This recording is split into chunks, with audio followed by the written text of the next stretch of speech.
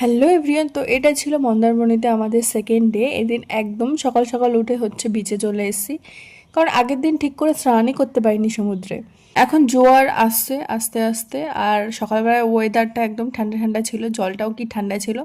তো মন প্রাণ ভরে স্নান করে নিয়েছি সমুদ্রে, একদম ডুব মেরে মেরে। তো 6:30 থেকে একদম 10টা অবধি আমরা সমুদ্রতেই ছিলাম। তো তারপরে রুমে এসেছিলাম, 12টায় চেক আউট ছিল।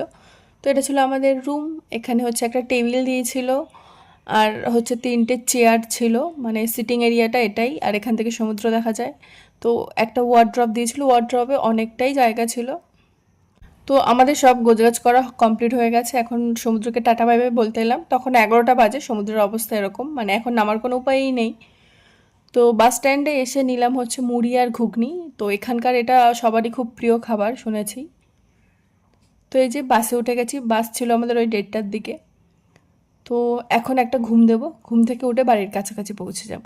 ও আর আমরা যে হোটেলটায় ছিলাম সেটার তো নাম বলা হয়নি, সেটার নাম এলিট মন্দারমণি।